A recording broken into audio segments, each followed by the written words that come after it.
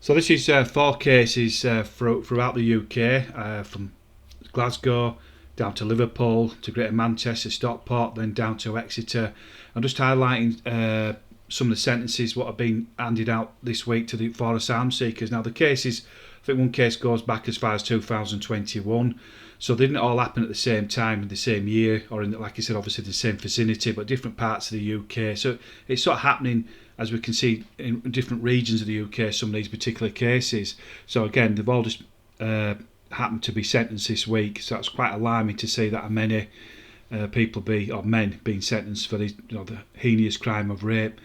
And again, it just sort of highlights the sort of willy-nilly attitude of this government, allowing these people to come here. And when I say these people, I mean these men, unvetted. We don't know nothing about them, what kind of background they've come from, what they've done in the previous countries, what they've done coming here, i.e. via different countries, getting here via obviously countries in Europe. So yeah, so it's quite startling to see this.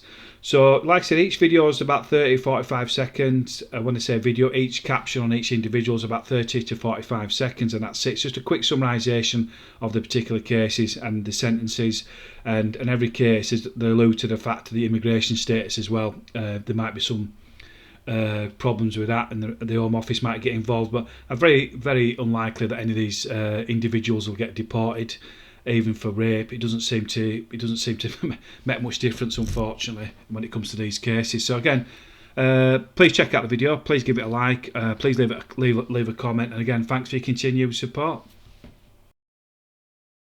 Sudanese Adam Mohammed given final leave to remain in UK while he was facing rape charges after attacking a drunk university student as she slept in her bed, is jailed for 8 years.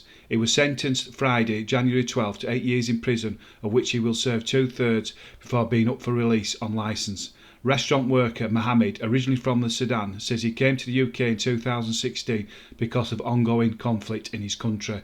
Last year, he was granted final leave to remain in the UK by the Home Office despite the charge against him. But he may now face deportation after serving his sentence and will remain on the sex offenders register for life. Abdul Kader raped a woman after spraying her with his aftershave, telling her, "I want you to smell like me." Abdul Kader, 21, met the woman on a social media dating site.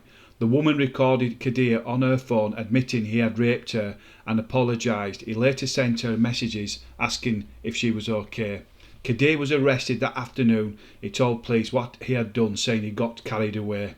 Kader was jailed for 3 years and 2 months, ordered to sign the sex offender register for life, and banned from contacting the woman. The case will be referred to the Home Secretary, who will decide if and when he is to be deported. Kader came to the UK from Iraq when he was 16 before going into the care system. His application for asylum was turned down, and he was planning to re-appeal before he was remanded into custody. Siif Ali, who raped a 15-year-old girl in a Glasgow park, was jailed for 4 years. He attacked the teenager in Glasgow Green on 5th of March 2021.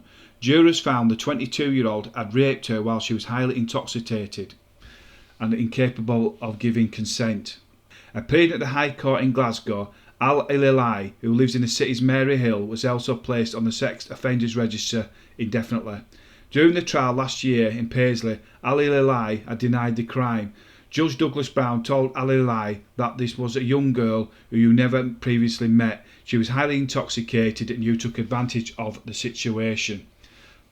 Francis Connor, defending earlier, said Al-Ilali claimed the girl was the instigator of sexual contact and denied that she was so under the influence of drink. The lawyer also said Al-Ilali thought the girl was older than she was.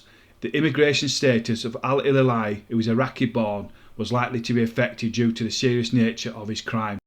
There's no actual image being released by the police, the authorities, the courts, etc. of this particular individual, hence why I'm just using a silhouette. A teenage girl was raped after being piled with free vapes by a sick newsagent who lured her into a back room. Sadia Hussein, 24, told the teen that cigarettes were kept in the back of the shop in Bootle, Merseyside when she asked for a pack. Hussein went on to say the teen could have free cigarettes if she performed sexual activity on him. He then exposed himself and raped the girl on a stack of boxes. The Iranian national, Hussein, is an asylum seeker with no present right to remain in the UK, the court was told. A jury found Hussein guilty of 2 counts of rape and 1 count of sexual assault. He appeared in court via a video link and was assisted by a Kurdish interpreter.